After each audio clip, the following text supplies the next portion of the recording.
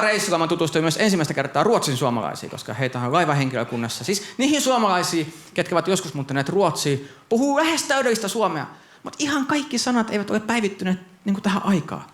Mun piti mennä henkilökunnan tiloihin, se oli messi ja koodi, mutta mä en tiennyt sitä koodia. Mutta siinä oli onneksi nuori ruotsinsuomalainen henkilökunnan jäsen. Mä kysyin häneltä, että anteeksi, että en tiennyt ovikoodi, pitäisi päästä, että voitko auttaa. Niin, joo, totta kai, että ovikoodi on 3658 Hakaristi.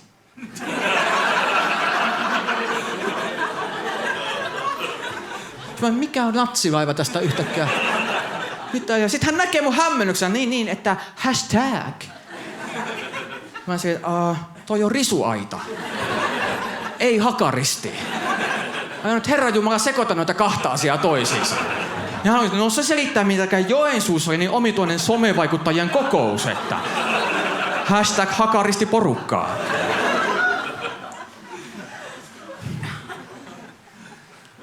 Mä kaipaan kuitenkin sitä, että olisi jotenkin yhteiskulttuuri.